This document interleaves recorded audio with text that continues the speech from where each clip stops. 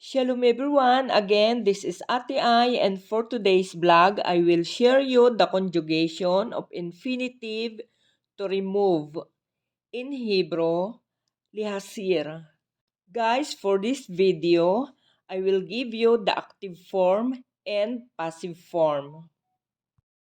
Okay, we will start to active form.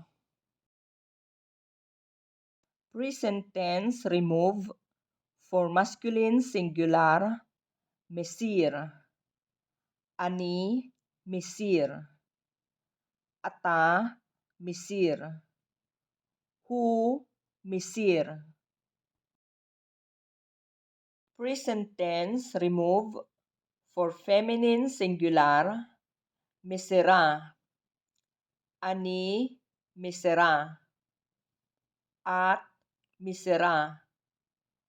He, misera. Present tense remove for masculine plural or mixed gender, miserim. Anachno, miserim. Atem, miserim. Hem, miserim. Present tense remove for feminine plural, miserot. Anachno, miserot. Aten, miserot. Hen, miserot. Okay, now how to say to past tense according to the gender. For past tense, remove. Hesarti. Hisarta. Hisart. Hesir.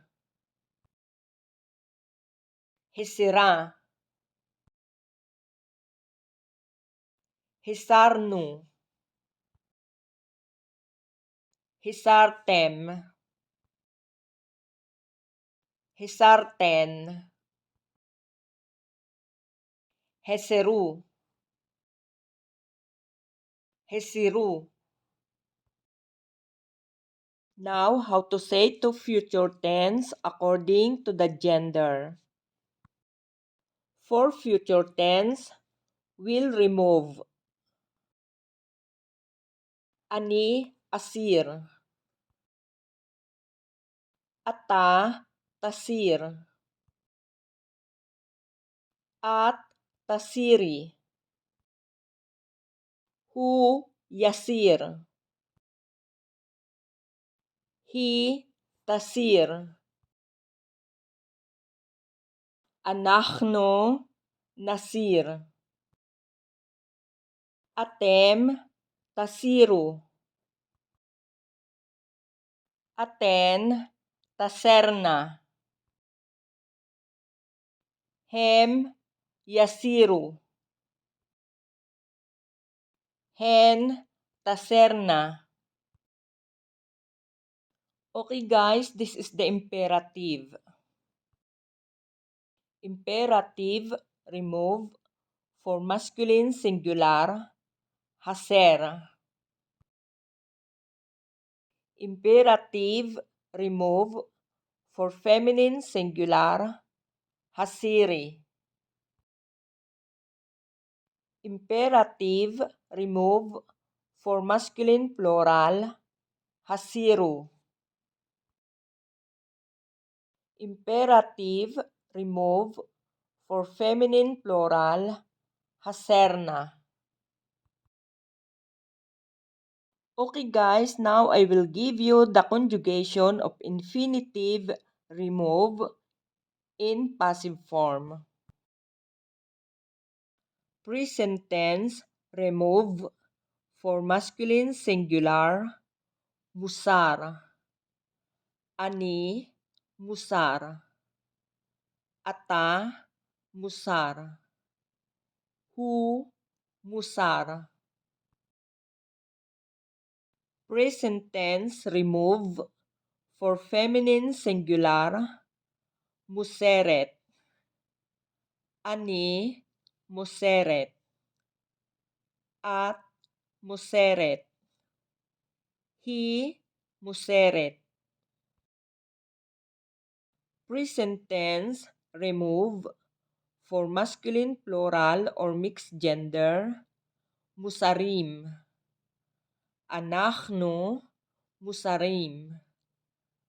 Atem musarim.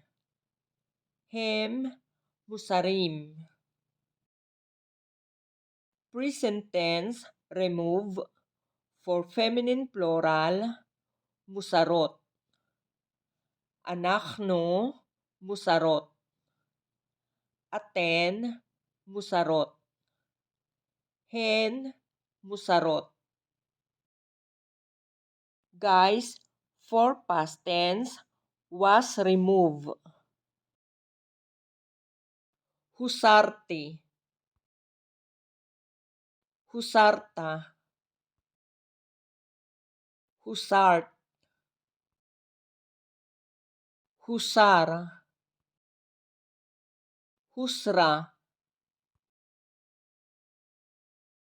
Husarnu. Husartem. Husarten. Husru. Husro. Okay guys, let's move to the future tense. For future tense, will be remove. Ani, usar. Ata, tusar. At, tusri. Hu, yusar.